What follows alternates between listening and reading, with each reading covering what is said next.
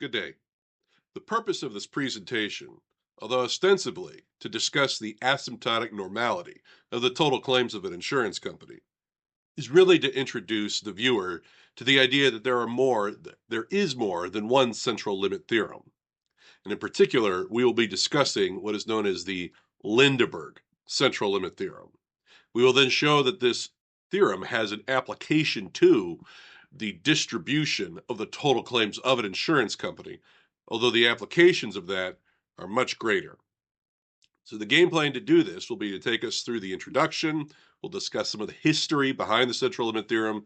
We'll look at some examples, and then we'll show what the Lindeberg version of it looks like in practice and what its implications are.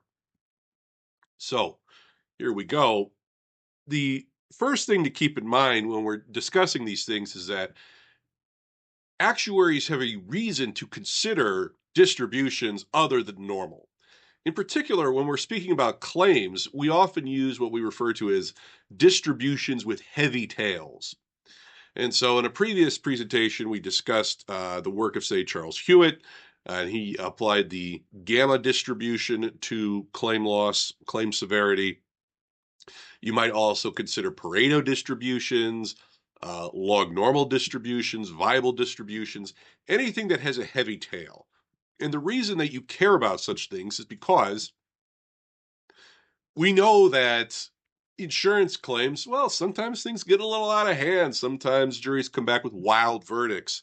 In current parlance, we refer to them as nuclear verdicts. And so even if there is something somewhat normal looking about the severity distribution, way out on the tail, there are occurrences that can still take place. You can still have very, very, very large claim settlements. And so that's why actuaries are interested in distributions other than normal. And so we recall what we learned when we went through Statistics 101 is that we basically had two theorems that were, like, say, the centerpiece of the class. One was the strong law of large numbers, which basically said that the statistic, the sample mean, converges, probabilists would say almost everywhere, or rather almost surely. Measure theorists would say almost everywhere. Converges almost surely to the actual mean of the distribution. And so that tells you where it's going, but it's still, for any given n, the sample mean is still a random variable. And so you can ask, well, what's its distribution? And the answer was, well, it's asymptotically normal. And that's the content of the central limit theorem. The problem with both of these results from a practical perspective is that they both rely on what are sometimes referred to in an abbreviated form as IID assumptions. That is to say, the random variables are independent and they're identically distributed. And so those are two relatively strong assumptions. And of course, in practice, certainly although you might make an argument for, oh, well, our claims are independent of one another because this claim, has, if it's auto, say this claim had Bob in Georgia backing into a mailbox, and this other claim had Sheila in Alaska, um, you know, T-boning Tesla or something like that, right? What do they have to do with each other? They're independent. Okay, I'm willing to buy that. But given the examples that I just gave you, you can't really make a case for identically distributed. Are we really going to sit here and say that, oh, yes, backing into a mailbox, yes, the distribution of severity coming out of that is just the same as the distribution of severity T-boning a Tesla? Probably not. So we, in fact, would not make an argument for the identically distributed assumption in these theorems. And so then you say to yourself, well, then what good are they? Like, what can we do with this information? I'm glad I took the class, but what can I do with this information? And so the answer to this is, well, you have to start by realizing that, there's actually more than one central limit theorem. More? And so this particular um,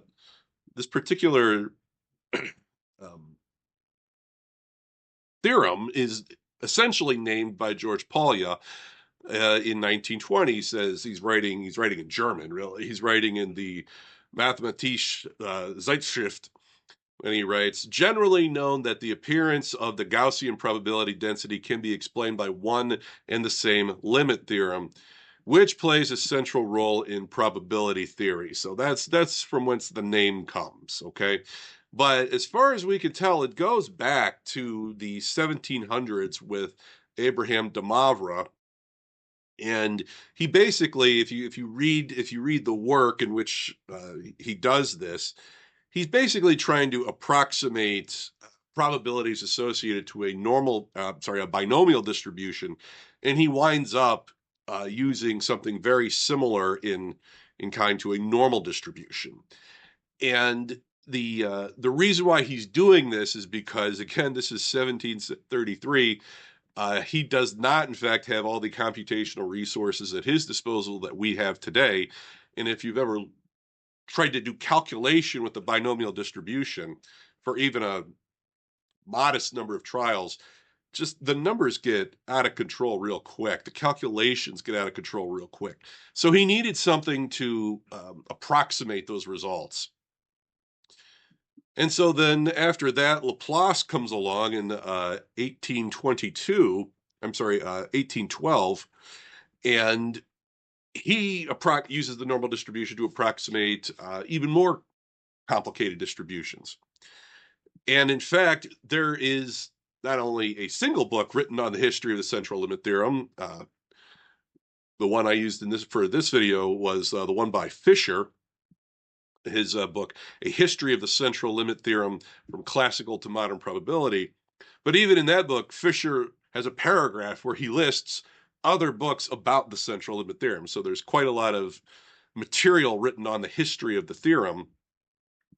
And so the men that I'm mentioning here, it's just a couple guys. There's like way more of them if you go and read these books. And in fact, I recommend the one by Fisher. He's actually got notes from, who was it? Dirichlet, I believe, the actual German notes reprinted in one of the chapters in his text.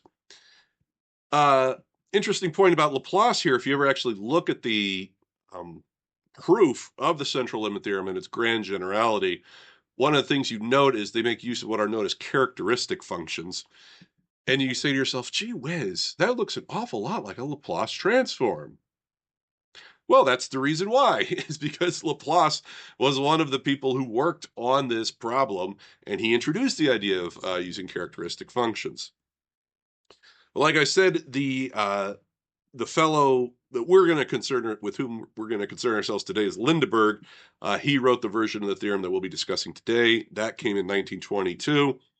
And as far as I can tell, the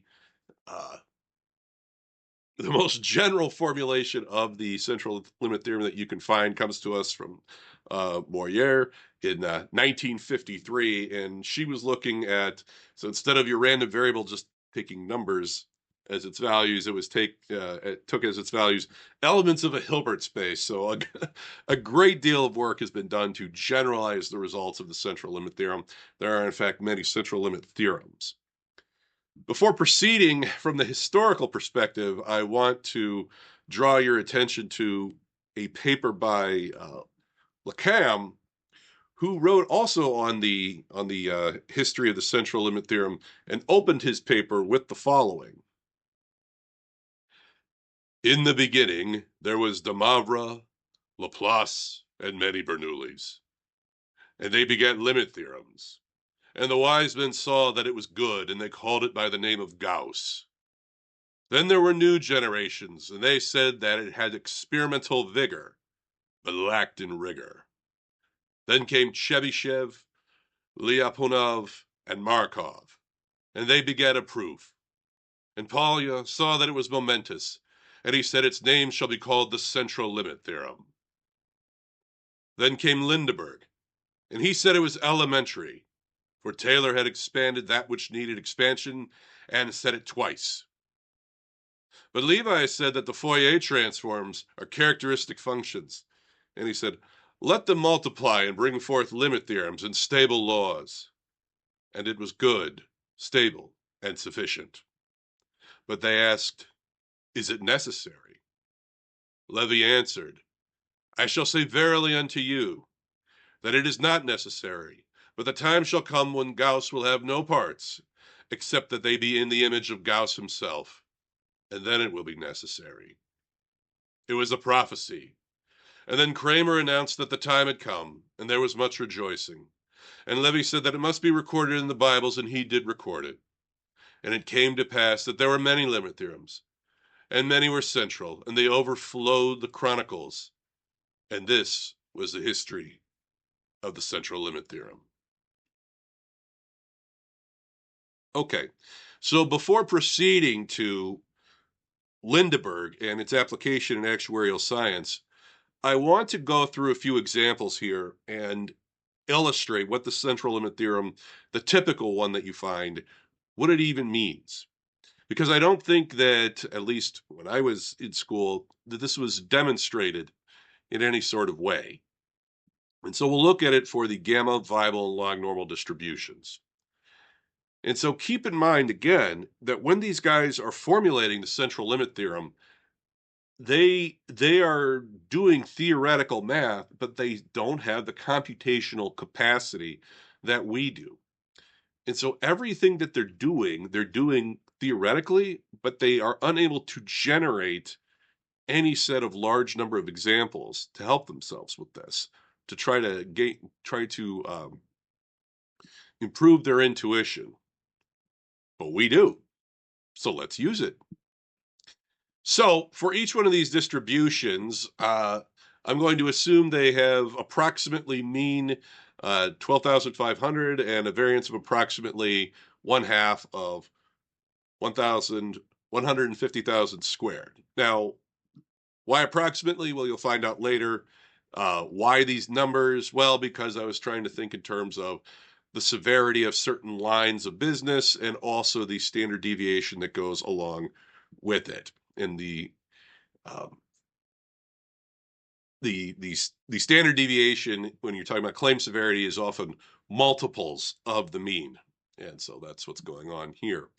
But here's the thing: is like, well, what is the central limit theorem telling us? Well, it's saying, look, draw a sample of some size, say 10,000, and compute the mean.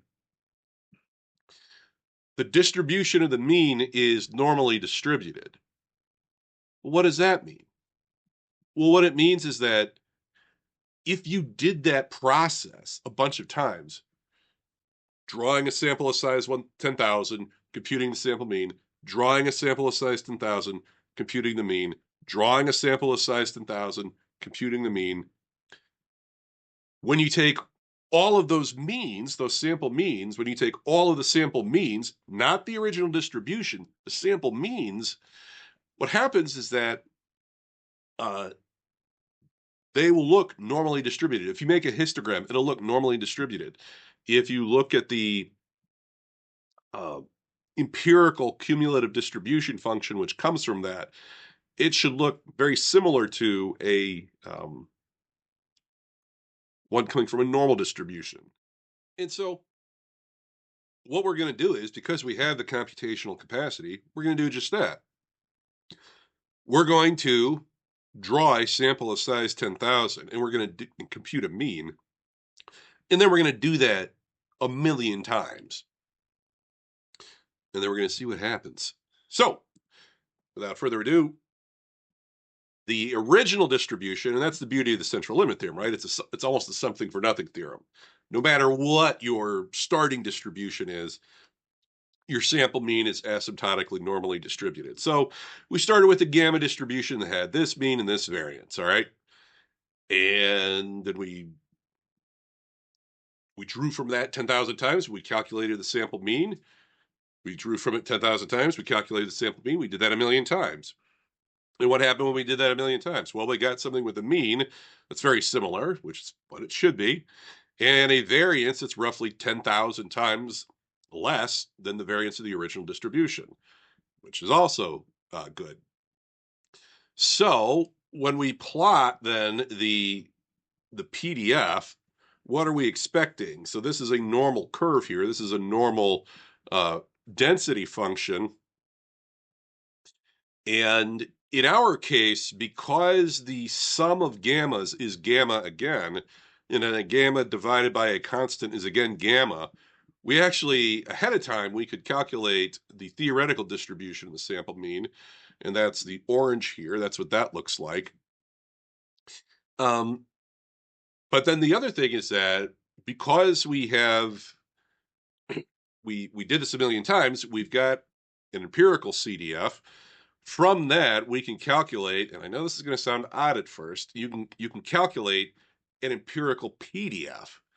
How do you do that? Well, the answer is, well, by definition, the density function is the derivative of your cumulative distribution function. And you might say, but we don't have a formula for a cumulative distribution function. It's like, who cares? Just take the values of your cumulative distribution function, figure out where they took place, and then just use use a numerical approximation for the derivative and plot that. But isn't that going to be ugly? Yes, it is. It looks like this. Yes, it's going to be ugly, but it still gets the point across, right? That even the empirically estimated density function, it kind of just lays right across. Yeah, there's a lot of noise, but it lays right across roughly where it should be. So even though we started with this gamma distribution, when we sample from it 10,000 times, compute the sample mean, and then do that a million times and plot it, this is the kind of thing that you get. And then if you look at the histogram of it, well, lo and behold, yeah, that looks pretty darn normal too. And so this visually is what the central limit theorem is telling us. De Moivre didn't have this technology at his fingertips, but we do. And so we can use it to illustrate what's going on. Okay, so moving on, let's take a look at a viable distribution. So this was the mean of the original distribution. This is the variance. Sample from it 10,000 times, compute the mean, do that a million times. What do you get? Well, you get something which has a mean of roughly what you would expect, and a variance again, 10,000 times less than the variance of the original distribution.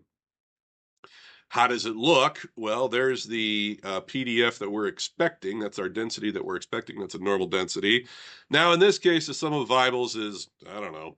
So it was hard to calculate exactly what your the distribution of your sample mean is going to be. But nonetheless, you could see that the empirical one pretty much, lines up with the purple one. It doesn't go right through the middle, but a little bit of tail action out here. And when you look at the histogram, again, you get something that looks pretty normal. This one, the mound, if you will, is over here. A little bit more tail on the viable, heavier tails. So out here is where you get your nuclear verdicts, that sort of thing. Okay, moving on to a log normal distribution. All right, so here was our mean, here's our variance. That's from the log normal distribution. Sample from it 10,000 times, compute the sample mean, do that a million times. What do you get? Well, you get a distribution whose mean is roughly this, and your variance is this, which is 10,000 times less than that. So everything's looking the way it should. So let's take a look at, all right, so this is the density we're expecting here. This is a normal density, and what do we get? It was, oh, well, okay. Disappointed! Well, again, the PDF, or rather the empirical PDF of the sample mean, it certainly has a normal look to it, but it's not really quite aligning as tightly with the modeled PDF, with the actual normal PDF. And when you look at the histogram, it's all piled up over here with like a much longer tail than we saw even on the Bible.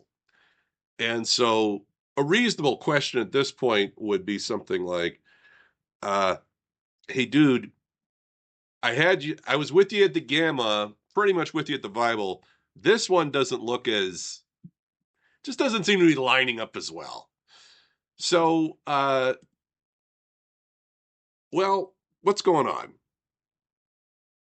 Well, here's the thing, is that let's take a look at the PDFs, the density functions here, and let's just see what's going on. So this is the Bible, and you can see that the density of the Bible is pretty much start here, and it goes down very quickly. I didn't even graph the gamma one because the gamma one is pretty much nearly all of the probabilities is concentrated near zero and then just like shoots down. And so if Excel was calculating it and the PDF takes values somewhere around 10 to the 132nd power, something like that. Quite large. Almost looks like a Dirac delta kind of thing. All right. What about the log normal? Well, it looks like this. So you see this is what's giving you the fatter tails, the heavier tails.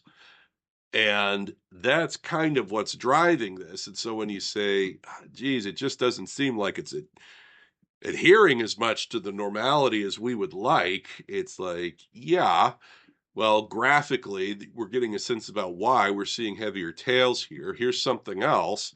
You can do some calculations, right? Which is that we can make calculations that give us a sense of how heavy tails are. So gamma has a skewness, so that's the calculation, the skewness, it's the third centralized moment of 17 roughly. What about the Weibull? It had heavier tails. Lo and behold, it has a skewness of 62. And the log normal's tail is has a skewness of 640, roughly something like that.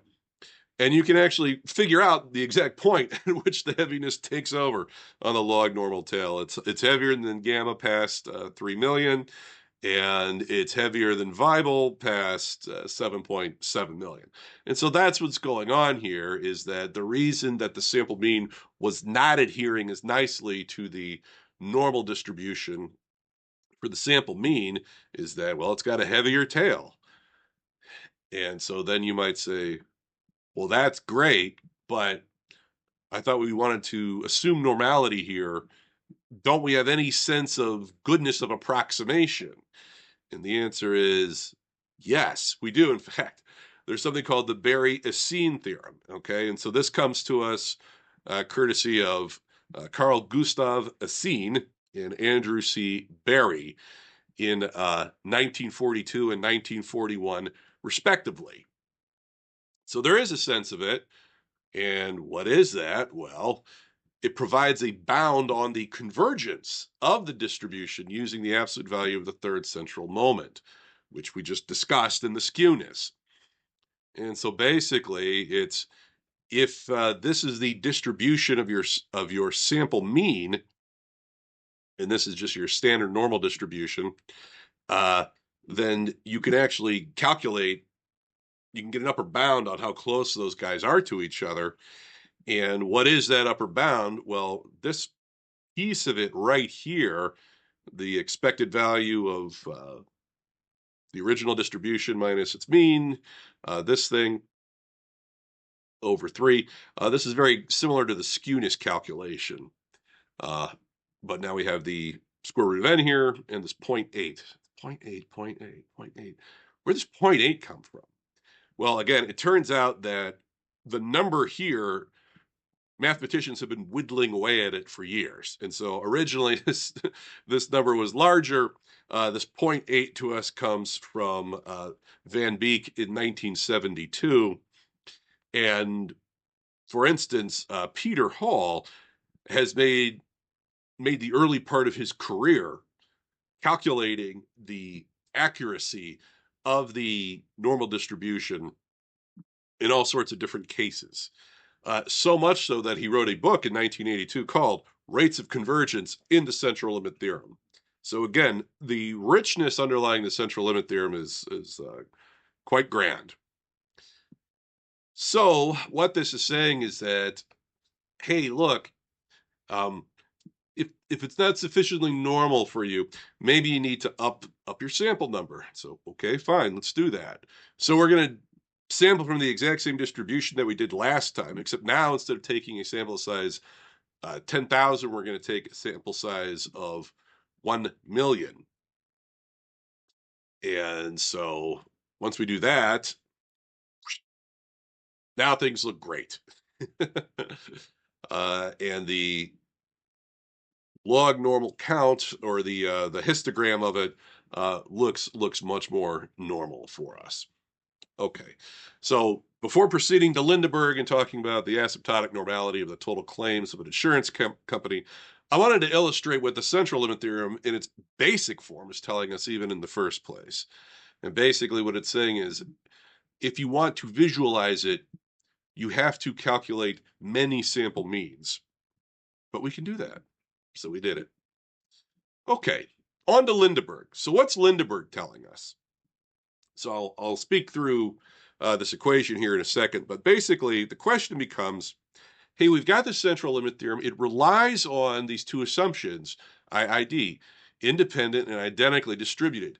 Can we relax some of those distributions so that we might widen the application of the theorem? And the answer is yes. And Lindeberg said so in 1922. And so, okay, well, how do we do that? And Lindeberg said, we're gonna get rid of, we still want to maintain independence, but we're gonna get rid of the idea that things are identically distributed. So now we're just gonna have all sorts of random variables that we're adding up. Okay, so uh, what do we do to understand what Lindeberg was saying? And so we're starting with this here. So if you look on the left-hand side, this is the thing that's asymptotically normally distributed with uh, standard normal distribution here. Okay, so this is the thing you typically see in your Stats 101 class. And what we're going to do is we are going to rewrite this so as to motivate what Lindeberg was up to. And so when you do that, what we're going to do is, this is your X bar. So we're going to, this is X bar is the sum of your X's divided by N. So we're going to take out the N. And so when we take out the 1 over N, that's why we have an N here next to mu. And that 1 over N will cancel with like part of, well, I'll cancel the whole square root of N thing here, and will leave us with a square root of N in the denominator. So that's that. Now, in the denominator, what are we going to do? Well, we're going to take our standard deviation and we're going to write it in a somewhat strange fashion. We're going to take the square root of it squared, and then we're also going to multiply and divide by the square root of n. Of course, the reason we're doing that is to cancel with the one that came down. Okay, and so these things cancel here. Now, this sigma squared here, n sigma squared, how do we think about that? Well, again, in the original theorem, we assumed identical distribution, which means that we could rewrite n sigma squared as just the sum of all the sigmas from all the different variables. These are all the same in the classical case.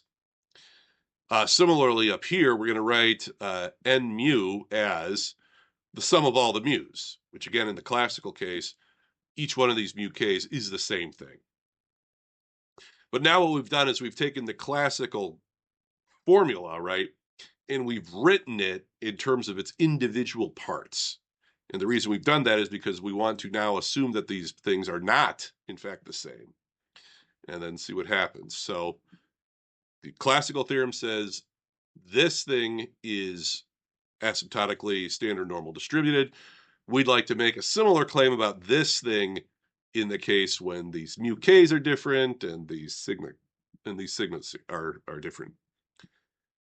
Okay, well, if we get rid of the identical distribution assumption, well, we can't just get rid of it. Like, we got to replace it with something. Well, with what do we replace it? And the answer is, well, let's look at the partial sums here of our variances. We'll call that Sn squared here. And what else do we need? Well, we need this thing. Obviously. So what is this? Okay, reasonable question. So this thing is just awful. So let's take a look and see if we can make some sense of this thing, right? So if you forget about this piece here, this indicator function, this indicator function is saying, look, for all we need this thing to be true for all epsilon greater than 0, and this indicator function is indicating when the difference between the variable and its mean exceeds epsilon multiplied by Sn, the sum of the variances. So let's forget about this guy for just a second and see what this thing is saying. So if we forget about this guy, what do we have? The expected value of x minus mu squared. What is that? Well, that's just the variance of the kth variable. And so forgetting about this factor here, what is, if you do that, then you're just summing the variances here. And that's exactly what Sn squared is. It's the sum of the variances. So this whole expression here is always at most 1, because if this indicator function is always turned on, then you just get Sn squared. That's that. Okay. So what next? Well, if this thing is going to go to 0, what has to take place? Well, among other things, this sum here better go to infinity, because if this sum is bounded, then ain't no way this thing is going to go to 0. So we need the sum of our variances to actually be unbounded. And finally, what else? So like I said, this thing is always bounded above. Whoops. Always bounded above by, there we go. Always bounded above by 1. And so now what's this thing going on in here? Well, what this is saying, this is, like I said, this is the indicator where the variable is kind of far away from its central value, its mean, right here. And so what this is saying is that asymptotically, this doesn't happen too often, is really what that's saying here. And if that's true, if this doesn't happen too often, because if x doesn't wander too far away from its mean, this piece here will be 0. And then when you have a bunch of zeros in the tail and you've got something going to infinity here, then you're going to go to 0 there. And so that's what Lindeberg does. So there's no free lunch, right? If you're going to get rid of the assumption of identical distributions, well, you got to replace it with something. Lindeberg replaces it with this. Okay.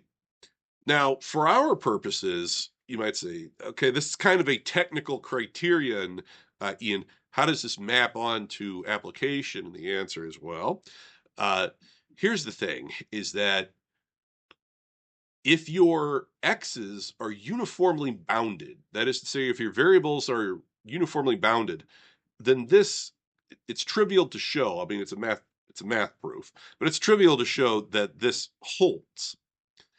And so if that's true, then you're in good shape. Now you might say, well, geez, that's a heck of a assumption. And yes, mathematicians would be bothered by it, but we actuaries don't need to be bothered by it. And the reason we don't need to be bothered by it is because what's it saying? If we're talking about a claim severity, all it's saying is that there is a maximum value that any given claim can take. And we already know that, because the maximum value that any claim can take is all of the money in the world. So uniform boundedness for application purposes is no problem whatsoever.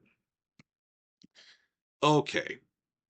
And so, and similarly, our variances, we do expect that to go to infinity. And so what that means then is that for all intents and purposes, we don't need to assume that our claims are identically distributed. The fact that we know that they're independent, or we presume that they're independent of one another, is sufficient, because we know that the sum of the variances go to infinity, and we know that they're uniformly bounded. So we're in good shape. And so now you can just do the typical kind of argument, right? So here's the sum of your claims right here. And you say to yourself, well, what's the probability that that's less than or equal to some value? Call it S. You go, I don't know. Well, uh, just do the usual thing, right? Subtract off your means, divide by, in the classical sense, we would say the uh, standard deviation, but in this case, we're going to divide by the square root of the sum of the variances. That's the equivalent in this case here. Okay, that's equal to this guy here. But Lindeberg now tells us, well, hey man, you've satisfied the criterion of Lindeberg's theorem. So this probability can be approximated by the standard normal right here. And so what is this guy? Well, this is just a normal random variable with mean, the sum of the means of the claims, and variance, the sum of the variances of the claims. So we're in good shape. And so for estimation and verification purposes, we could just assume that while the individual claims can be quite skewed, can have heavy tails in their distribution, the individual claims might have all sorts of distributions. Who's to say? But there's some. The sum of them, according to Lindeberg, is going to be asymptotically normal. Okay, well, you might say, that's all well and good, Poindexter, but what does this look like in practice? Reasonable question.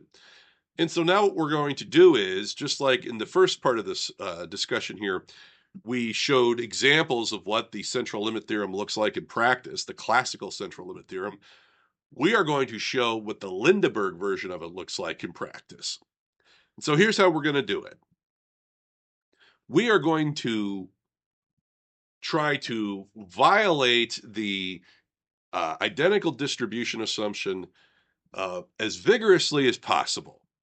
And so to do that, what we're going to do is we are going to randomly select from 12 different families of distributions. Now, where'd that come from? Well, base R, the programming language I use, comes equipped with 17 different distributions in it. So you might say, well, why not just use 17? And the answer is that, well, because the Cauchy distribution has no mean, the hypergeometric distribution has 3 parameters, so it's not specified by its mean and its variance. The multinomial distribution is vector valued, so that's out. And then F and students T, I found them to be somewhat numerically unstable in testing, so I threw them out. So that leaves us with 12 different distributions. So we're going to violate the identical distribution assumption. So we're going to randomly select from 1 of 12 families. Okay. And then we're not going to be content with having a fixed mean and variance for each one of those families. Oh, no, no, no, no. No, we're going to, once we've randomly selected our family, we're going to randomly select the mean for the distribution, subject to distributional constraints. So for instance, a beta random variable takes values between 0 and 1. So, we don't go to 25,000 for beta. And we're also going to randomly select the variance for the distribution that we're going to be using. And once we've randomly selected the mean and variance, we'll perform our method of moments to get the parameters for the distribution. And then finally, we'll select from the distribution. So for one shot of this, we're actually making 4 different selections. We're going to randomly select the family. We're going to randomly select the mean. We're going to randomly select the variance. And then once we have the family, the variance, and the mean, then we're going to randomly select from the distribution. And that 4th one is going to be our actual observation. So these observations could not be more different from one another. So we're going to do that 10,000 times. So and we're going to add it up. So that's going to be the total, right? So basically the thinking that we have here is that we have 10,000 different claims. We're not making any sort of assumptions. I guess we're saying it's 1 of 12 distributions, but we're trying to make as few assumptions as possible about the distributions of these 10,000 claims. And we're just going to select from here and over there and here, and they couldn't be more different. So we're going to select, we're going to do that 10,000 times. So, roughly we're going to make in total 4,000 different random selections, or 40,000. And then we're going to add it up. Say, wait a minute, honey, wanna add it up. Oh, add it up, add it up, add it up, add it up. And then we're going to do that 1,000,000 times, just like we did with the gamma, viable, and log normal. And then we're just going to see what happens. Now, you might be saying to yourself, gee whiz, how do you even get a handle on such a thing? And the answer is, well, we just have to remember our laws of conditioning, right? So the expected value of x is the expected value of the conditional expectation. The variance of x by the law of total variance is the expected value of the conditional variance plus the variance of the conditional expectation. And so how does this look like in practice? Well, suppose that the family in question that we selected is normal. If it's normal, then our mean, which we randomly select, well, what's that going to be? Well, that's uniform on 0 to 25,000. That is mean 12,500. And the variance, what's the variance going to be? Well, it's going to be the expected value of the conditional variance. Well, the conditional variance was on uniform on 0 to 150,000 squared, and so that's what gives rise to 1/2 of 150,000 squared, plus the variance of the mean. Well, what's the variance of the mean? Well, it's the variance of a uniform random variable from 0 to 25,000, which is 25,000 squared divided by 12. And so we can, in fact, calculate, if we know the family, we can calculate what the mean and variance, their expected values are going to be. And similarly, if we do a Poisson random variable, you can do the exact same thing, except the difference in this case is that you say to yourself, oh, wait a minute, with a Poisson random variable, the mean and the variance are equal to one another. So once you've selected the mean, you're done. The mean, it was selected from 0 to 25,000, so therefore the expected value of that is just 1/2, 25,000. And so what you can do is you can do this exercise for each of the 12 families, and then you apply the same conditioning again, except now that you'll be conditioning on the family that you've selected, and all families are selected with equal probability. And so when you do all that, what do you get? Well, you get a random variable with mean roughly $11,500, $11,458, and this variance here, okay? And so when you sum all of that together, you should get something whose mean is roughly 10,000 times that, which is what you have right here, and whose variance is 10,000 times that, which is roughly what you have here. So we violated the identical distribution assumption as much as possible. What are the results? Well, if Lindeberg is right, the density should look something like this. What does it look like? The empirical density looks like that. So even though we were as not identically distributed as possible, in the end, the result is that the sum is still pretty darn normal looking. Here is your histogram there. So what's the point of all this? Well, when we're talking about an application for the insurance industry, what it means is that if you are doing, for instance, say simulations of a total set of claims, you should expect those totals to be approximately normally distributed. And that's what Lindeberg tells us. What's the use of that? Well, what it means then is that it gives you a way to check if the results of your simulation even make sense. So it's a sanity check on the results of your simulation. It allows you to do a back of the envelope calculation when you're trying to get a sense of how big your total set of claims are, what the low end and high end of that is going to be.